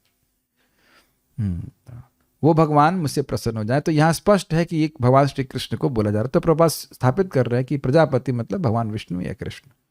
प्रजापति तो भगवान विष्णु हैं और वे समस्त प्राणियों के, समस्त लोकों के तथा सुंदरता के स्वामी यानी पति हैं और हर एक के त्राता हैं। तो यही तो बार बार बात समझाई जा रही है कि कृष्ण मोरा प्रभु त्राता जीव हईला ज्ञान। ये है उद्देश्य सारे प्रवचनों का, कि समझ जाए कि कृष्ण मेरे स्वामी हैं और वो मेरे त्राता हैं। वो समझ में आ गया तो जीव मुक्त हो जाएगा। भगवान ने इस भौतिक जगत को इसलिए रचा कि बद्ध जीव यह सीख सके कि वे विष्णु को प्रसन्न करने के लिए किस प्रकार यज्ञ करें, जिससे वे इस जगत में चिंता रहित होकर के सुखपूर्वक रह सकें तथा इस भौतिक देह का अंत होने पर भगवत धाम को जा सकें। बद्ध जीव के लिए यह संपूर्ण कार्यक्रम है। एक पहले बात समझ लीजिए, यहाँ समझने का प्रयास कीजिए। क्योंकि जीव भोग वासना से वासित है, अगर बच गई वासना तो फिर जन्म लेना पड़ेगा। वो भी घबराने की बात नहीं है। अगर यज्ञ का प्रोसेस एक बार शुरू हो गया, आप जानते हो योग का प्रोसेस शुरू हो गया है, तो मान लो वासना बची भी तो भी भगवान उसको अगले जन्म में फिर वहां से कंटिन्यू कराएंगे। It's very nice. अगर एक बार किसी का योग का प्रोसेस शुरू कर दिया, वो गिरते पड़ते भी चल रहा है, लेकिन वो धीरे धीरे क्रमशः कृष्ण भावना भावित होता चला जाएगा। ये मेरे को बहुत अच्छे से समझ में आ रहा है। इसलिए ना, जैसे पहले मेरे आश्रम में, मेरे नहीं, इस आश्रम में लोग आते थे तो मैं तुरंत उम्मीद करता था कि वो हमेशा रहेंगे। अब मुझे मालूम है कि वो हमेशा नहीं रहेंगे। कैच किया आपने? माया है, चली जाते हैं, लेकिन जब तक रहें वो कृष्ण भावना भावित हों, जितना स्वीकार कर लें, उसके बाद फिर जहां वो जाना चाहे जाए। रह जाए तो बहुत अच्छी बात है, नहीं तो कहीं भी जाए। मैं नहीं चाहता कि वो कहीं जाए, लेकिन मेरे कंट्रोल में नहीं कि वो कहाँ चला जाए। इवन ऑनलाइन भी कोई भक्त आ रहा है, ये जितना आप श्रवण करेंगे, ये बात बताइए कि ये श्लोक सुन करके आपको दिमाग में घुस नहीं रहा है कि ये करना है। तपस्या फोर्स करके नहीं करा जाती है, तपस्या ज्ञान के द्वारा व्यक्ति स्वेच्छा से करता है। समझ रहे हैं बात को? इसलिए खूब सुनते हैं, तब व्यक्ति इस कोई भी एक करने के लिए उत्सुक होता है। कोई और बात देखिएगा, यज्ञ कर रहे हैं, तुरंत कुछ नहीं दिखता है। जैसे भी आपने बताया था, कोई भी यज्ञ शांति पाठ कुछ भी कराया जाएगा। अब काल सर्प दोष भी मुझे दिख नहीं रहा है कि कोई काल सर्प बैठा हुआ ऊपर ऐसे करके। समझ रहे हैं? मैंने सुना, आपकी बातें विश्वास किया, और उसके बाद जो शांति पाठ भी होगा वो भी कहेंगे कहाँ गया सर्प, वह भी विश्वास करना पड़ेगा। और ये हो भी जाता है सूक्ष्म रूप से, और बाद में व्यक्ति का जो भी प्रॉस्पेरिटी, जो भी बाधा है वो हट जाती है। मैं ज्योतिष का या एस्ट्रोलॉजी का या जो भी कर्मकांड का पक्ष नहीं ले रहा, मैं एक पॉइंट बता रहा हूं। वो भी तो दिख नहीं रहा ना आपको। अब जानते हैं मैं क्या बोलने वाला हूं। मैं गोकोटिदानं ग्रहणे खगस्य प्रयाग गंगोदक कल्पवासः यज्ञायुतं मेरुस्वर्णदानं गोविंद कीर्तिर्न समं शतांशैः। करोड़ों करोड़ों गायों को दान देने से, कब? सूर्य ग्रहण में। और प्रयाग गंगोदक कल्पवास, प्रयागराज में ब्रह्मा जी के एक दिन तक निवास करने के बराबर। तीसरा, मेरु के बराबर स्वर्ण पर्वत आप दान दीजिए ब्राह्मणों को, हजारों हजारों लाखों यज्ञों में, वह सब भी हरे कृष्णा बोलने के 100वां अंश के बराबर भी नहीं। तो समझ में आ रहा कि यज्ञ कौन सा करना और कितने उत्साह से करना। जैसे आप उसमें यज्ञ दिए होते, वो करोड़ों करोड़ों गाय को दान दे दिए तो तुरंत ही सब कुछ फलीभूत होने लगता है? नहीं। इस जीवन में ये बताइए, कभी देखा है कि अकस्मात धन की प्राप्ति हो जाती है, अकस्मात आप स्वस्थ होने लगते हो, या बहुत से लोग बुद्धिमान हैं, तेजस्वी हैं? ये क्यों है? पहले का कोई अच्छा कर्म किया, इसके वजह से लाभ प्राप्त है। बुद्धिमान व्यक्ति को देखना चाहिए, और अब कम से कम गलत कार्य तो बिल्कुल नहीं करने चाहिए। और कुछ नहीं, ये वाले तो चलो तपस्या लग रही है, हरे कृष्ण करना, प्रसाद, यस, प्रसाद खाते ही करोड़ों करोड़ों यज्ञों का आप ट्रांसफर कर रहे पेट में। बस अब दिक्कत ये है कि एक ही पेट भगवान दिए हैं, नहीं तो डबल ट्रिपल दिए होते तो भरते जाते हैं कि नहीं, कितना आसान हो जाता है। लेकिन भगवान ने कान दिया जो कोई भरता नहीं। चेक कर लीजिए, कान में कथा बहुत ज्यादा भर तो नहीं गई, ओहो ओवरफ्लो जा रही हो, ऐसा नहीं। मैं आप लोगों से बोल रहा हूं बार बार, प्रॉपर स्पष्ट बोले, if you don't read the books we are finished. श्रद्धा होनी चाहिए। आप में से कितने लोगों को ऐसा होता है अनुभव कि जितनी बार आप महिमा सुनते हैं वही महिमा है, कुछ कुछ होता है हृदय में, क्या करना है, क्या करना है। और एक दिन आप जब रुचि प्राप्त कर जाएंगे तो फिर तो कोई रुकने की बात नहीं है। ओके, अब इस लाइन को जरा विचार कीजिए, जीवन हमें कैसे जीना है? ऐसे हमें जीना है कि हमें ज़्यादा कठिनाई नहीं हो जीवन जीने में। वैसा नहीं है कि अब ठंडे में बिल्कुल भीग करके बाहर जा करके, अब ये नहीं भगवान एक्सपेक्ट कर रहे हैं। ये जब देख रहे हैं कि भगवान चाहते हैं कि हम लोग भौतिक रूप से भी सुखपूर्वक रहें।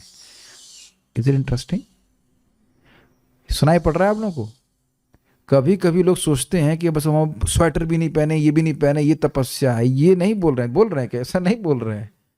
हाँ, ये भी नहीं बोल रहे हैं कि आप पूरा अब इसमें डूब जाओ, लेकिन एक सामान्य सिंपल नॉर्मल जीवन आप जिए। मैं अपने मन से बोला कि लिखा हुआ है आपके सामने लिखा हुआ है ना, सुखपूर्वक जिए और फिर भौतिक देह का अंत होने पर भगवत धाम को चले जाएं। और उसका प्रोसेस बहुत सिंपल है, यज्ञ करना। यज्ञ अर्थात भगवान विष्णु को प्रसन्न करने के लिए कार्य करना। A devotee's life is life of yajna. आप सुबह से बहुत सारे यज्ञ कर चुके हैं कि नहीं? सुबह उठने का यज्ञ, अजय मैं रुक जाइए, कौन कंप्लीट कर सकता है? यज्ञ means of senses, denial of interest of senses. समझ में आ गया? तो इंद्रियां चाहती हैं कि हम सोएं और सो जाएं। आज मैं अपने बता रहा हूँ, आज बढ़िया नींद आई तो 3:10 पे मेरी नींद बिल्कुल खुली, से बच्चा उठता ना एकदम वैसे उठ गया। फिर मेरा मन बोला था तुमने अलार्म तो 3:30 का लगाया हुआ था, अभी क्यों उठोगे? इतना नालायक है मन, पूरा कोई ऐसे आलस भी नहीं था, क्यों उठोगे? तो हमने कहा जब आप नींद पूरी हो गई 2-4 माला एक्स्ट्रा कर लेंगे, क्या दिक्कत है? इतना नालायक मन है कि तुमने अलार्म 3:30, इसे लगे ब्रह्मा जी ने अलार्म लगाया, उससे पहले उठ नहीं सकते। ये सब बातें रहती है। एनीवेज, तो आपको हर जगह डिनाइल करना पड़ता है इस तरह से, लेकिन इससे हम शुद्ध ही हो रहे हैं, वो भगवान को संतुष्ट करके। यानी कि हमारा जीवन में जो सुख हो भगवान से संबंध लेकर के हो।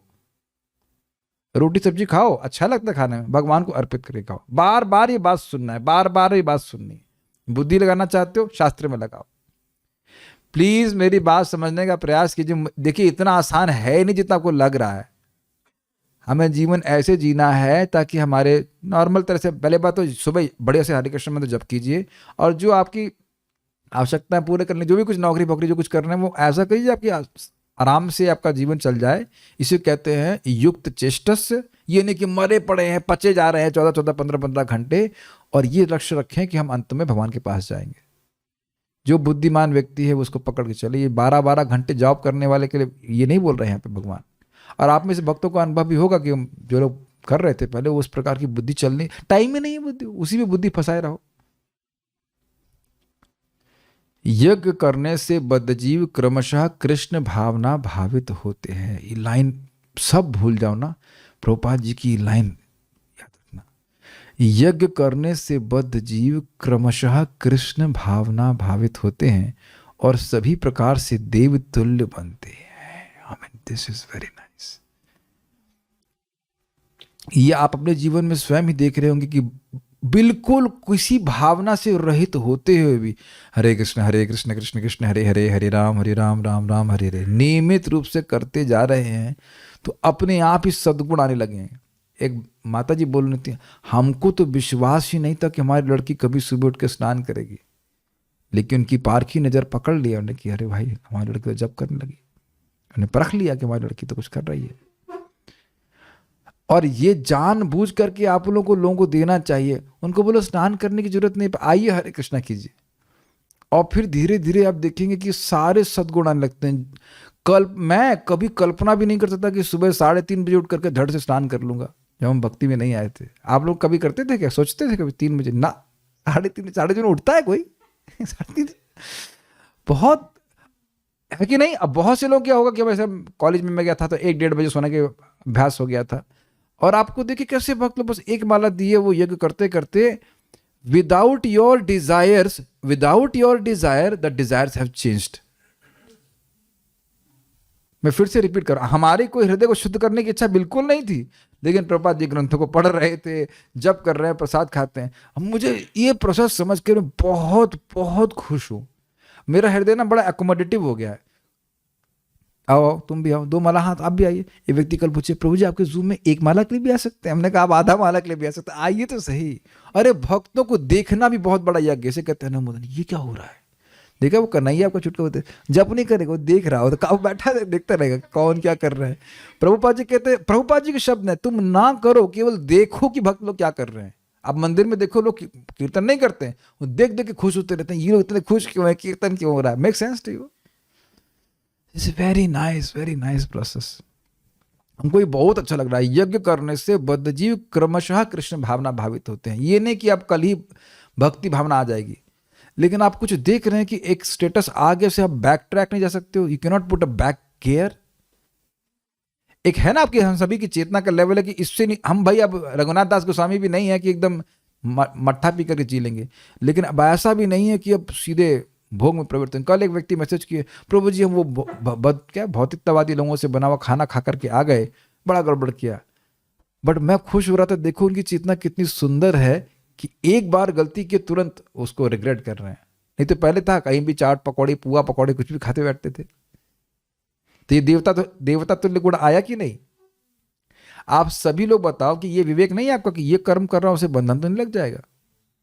सबका निर्माण हो गया कि नहीं? पहले तो नहीं था इस प्रकार से। तो 2 चीज पकड़ के चलिए, एक हरे कृष्ण मंत्र का जप, 3 चीज एक्चुअली, भगवान कृष्ण का प्रसाद, 4 चीज ABCD, ABCD, एसोसिएशन भक्तों का संग, B means books, Prabhupada ji ग्रंथ, Bhagavad Gita Bhagavatam, C is chanting and D is diet. 4 चीज करते रहे तो बस आपका पूरा जीवन यज्ञ में हो जाएगा।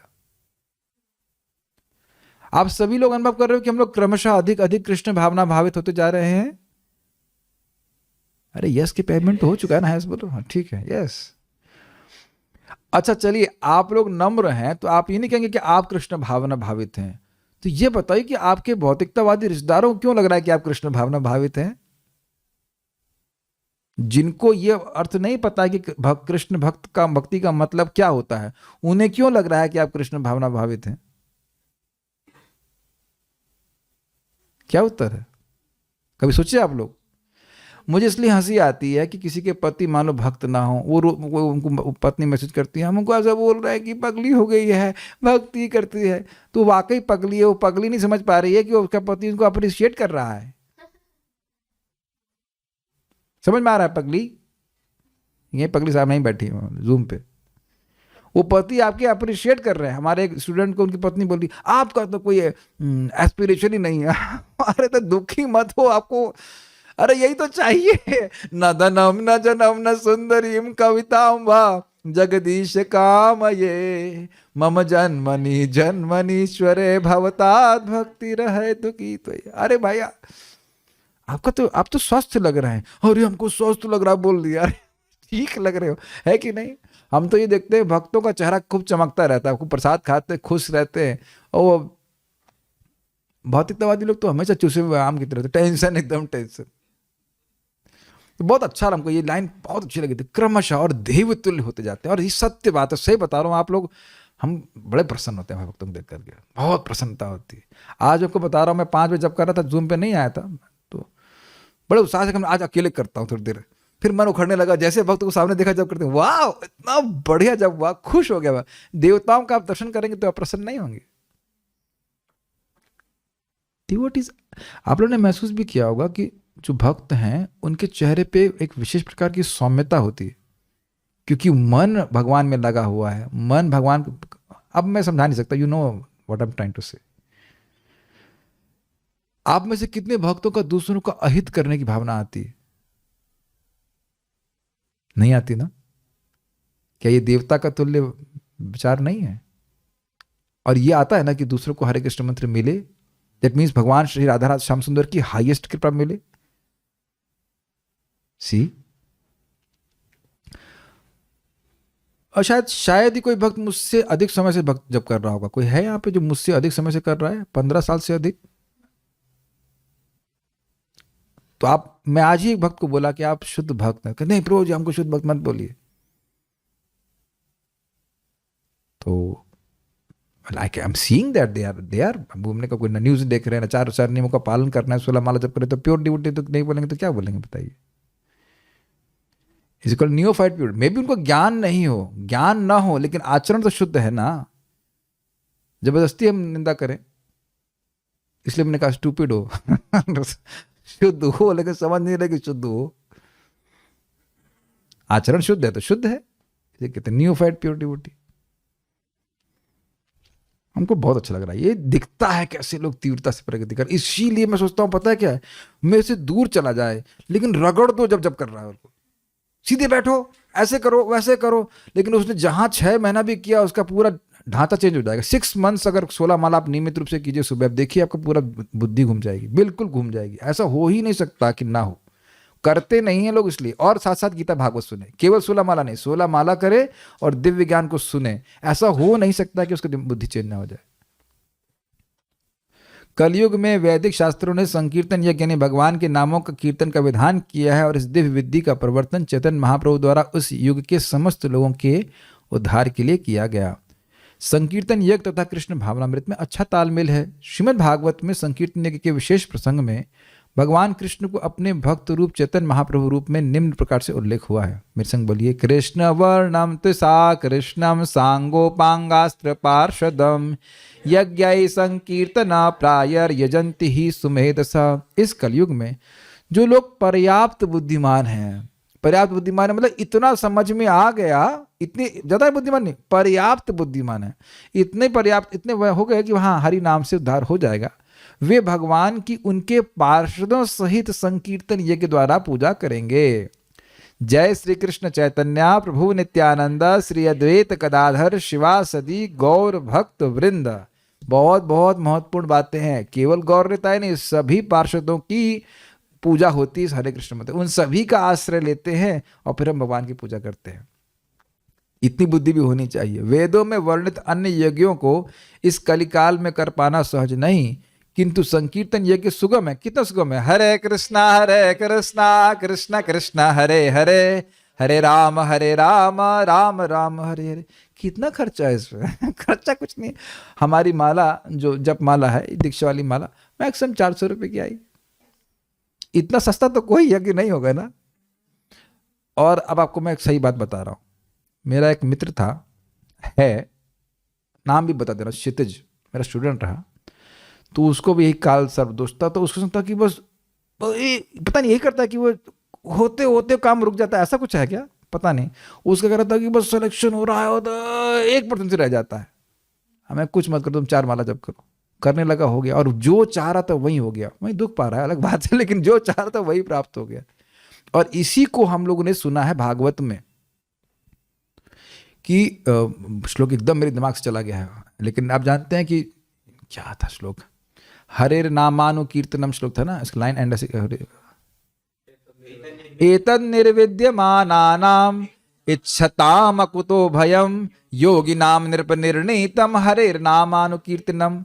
बहुत फिर से बोला जाए, एतद निर्विद्यमानानाम इच्छताम अकुतो भयम योगी नाम निर्णीतम हरेर नामानु कीर्तनम। भाई देखो, ये निर्णीत बात है। सुखदेव गोस्वामी कह रहे हैं कि एतन निर्विद्यमानानाम, ये मतलब ये निर्विद्यमान, जिनको जगत से कुछ नहीं चाहिए उनके लिए, इच्छताम जिनको सब कुछ चाहिए, योगी नाम जो आत्मारामी है उनके लिए, उन सभी के लिए यही एक निर्णीत साधन है। मैं नहीं कह रहा हूं निर्णीत साधन है, मैं मतलब सुखदेव गोस्वामी नहीं कह रहे हैं, कह रहे हैं निर्णीत साधन है कि हरेर नामानु कीर्तनम। तो जिस प्रकार से सकाम भावना से यज्ञ किया जाता है, व्यक्ति सकाम भावना से हरे कृष्ण मंत्र भी बोल सकता है। मैं बोलने के लिए नहीं कह रहा हूं, लेकिन अगर मान लो कोई उसकी भौतिक इच्छा है तो वो हरे कृष्णा से ही करे और हरे कृष्णा से मांगे।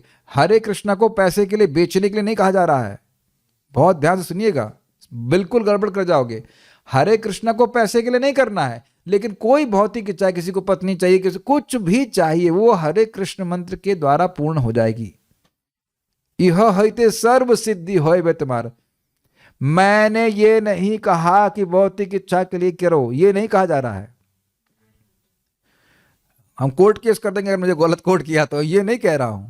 लेकिन आगे भी आपने सुन चुके हैं, उदारधि, सारी इच्छा वाला व्यक्ति भी अगर भगवान का भजन कर रहा है तो उदार, वो भक्ति का आश्रय लेगा तो भक्ति इतना देगी उसको, इतना देगी वो होल्ड नहीं कर पाएगा। Make sense to you? और प्लस उसका हृदय भी शुद्ध होगा कि हरे कृष्ण मंत्र का अपना प्रभाव है। Is are all okay? सबसे तो अच्छा यही है कि जब इस जगत को समझे, गीता भागवत सुने और हरे कृष्ण मंत्र करे भगवान को प्रसन्न करने के लिए। सबसे ज़्यादा अच्छा यही बात है। लेकिन कभी कभी पता क्या होता है, इच्छा जाती नहीं है। आप चाहते हो कि इच्छा चली जाएगी, इच्छा जाती नहीं। वो है ईमानदारी का भजन। वो पैसे के लिए नहीं कर रहे हैं आप हरे कृष्ण मंत्र। मैं अपने जीवन में कई बार बोल चुका हूँ, मेरे हृदय में इच्छा थी कि IIT में सिलेक्शन हो जाए, तो हम एक माला करने लगे और प्रभुपाद जी के ग्रंथ पढ़ने लगे। तो मुझे पता नहीं प्रभुपाद के ग्रंथ इतने अद्भुत है। कोई पढ़ाने वाला, जर्नी ऑफ सेल्फ डिस्कवरी पढ़ा और ये समझ में आ गया। उसमें एक चैप्टर है अप्रोचिंग गॉड। तो वहाँ प्रभुपाद बड़ा स्पष्ट बोलते हैं कि भगवान को भौतिकतावादी उद्देश्यों से नहीं अप्रोच करना चाहिए। तो अब मेरे दिमाग में द्वंद्व आ गया कि भगवान को करना तो नहीं चाहिए, लेकिन इच्छा जा नहीं रही है। Make sense to you? ऐसा हुआ आप लोगों के संग कभी कि कुछ है इच्छा जो कांटे की तरह फंसी हुई है? तो मैंने कहा भगवान अगर आप चाहें ऐसा तो आप करवा दीजिए। तो भगवान ने व्यवस्था करा दी। Krishna is not rejecting anyone. Make sense to you? तो ये तो एक तो आसान, बहुत आसान है ना, तो कम मिलता होगा लाभ। लाभ तो पहले बता दिया आप को। अभी बताया ना, गो कोटि दान में इत्यादि कोई यज्ञ इसको सामने टच नहीं कर सकता। उसका लाभ मिलता ही है, मिलता ही है, मिलता ही है, और सभी दृष्टि से अलौकिक। जैसा कि भगवद गीता में 9.40 में संस्तुति की गई है।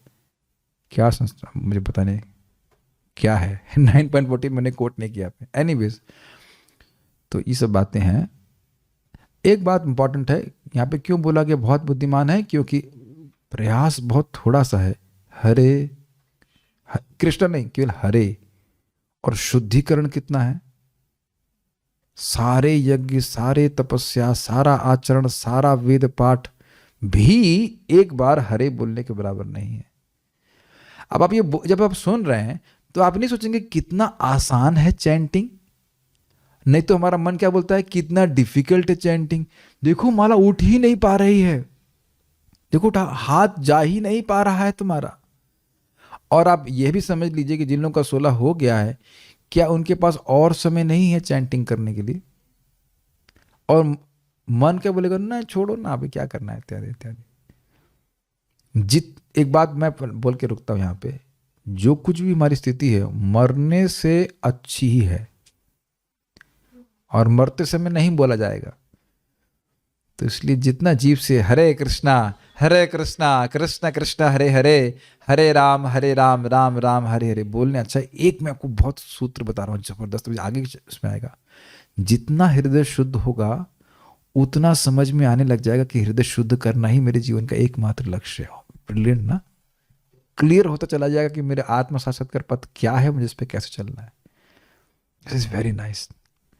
जीवन का साध्य क्या है, साधन क्या है, ये और क्लियर होता चला जाएगा। और क्लियर होगा तो व्यक्ति और उसी को करने का प्रयास करेगा। काफ़ी लंबा क्लास होगा तो हम यहाँ पे रुकेंगे। हाँ, यहाँ पे भक्त से हेल्प करिए भाई। 9.42 में लिखा हुआ है, सततम कीर्तयन्तु माम यतन्तश्च दृढ़व्रता नमस्यन्तश्च माम भक्ते नित्य युक्ता उपासते। सततम हमेशा मेरा कीर्तन करते हैं, यतन करते हैं, दृढ़ व्रत होकर। आप लोग जिद्दी से नहीं करते, 16 माला तो करना ही है, इस प्रकार से मेरे नमस्कार करते हैं, भक्ति से युक्त होकर के ऐसे करके मेरे वो उपासना करते हैं। थैंक यू मुक्ति स्वामी माता जी। ओके,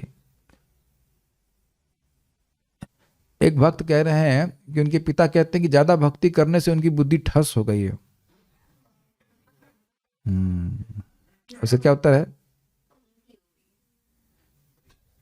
मन्यति आत्मवत जगह, जैसा व्यक्ति स्वयं होता है वैसा दूसरे को दिखाई पड़ता है। एक सिंपल सी बात, ऐसे व्यक्ति को पूछो कि पापा अगर आज मेरी मृत्यु हो गई तो आपको पता है कि मैं कहाँ जाऊंगी, या आप कुछ रोक लोगे, या आपकी ही मृत्यु होगी तो आप रोक लेंगे? एक बार हमारे पिताजी से हमारा झगड़ा हुआ था, इसलिए ज़्यादा बात नहीं करता था हमारा। तो किसने देखा है स्वर्ग? अब आप जानते हैं हम दबने वाले तो हम है नहीं। हमने कहा किसने मैं कैसे जानूंगा कि आप मेरे बाप हैं? पिताजी को सीधे पूछ लिया। वो एकदम चुप एकदम चुप। अब पिताजी को तो नहीं बोल सकते हैं, हम तो ऐसे ही है सीधे बोले, अब क्या हम कैसे जानते हैं कि आपके हमारे पिताजी हैं? माँ ने बताया, माँ से स्वीकार करते हैं। तो गीता में लिखा है, भागवत में लिखा है, अब उसको सुनेंगे नहीं तो अलग बात है। Okay, so will stop here. तो आप समझ ही गए, इस यज्ञ के द्वारा व्यक्ति शुद्ध होगा। ओके, सो हम लोग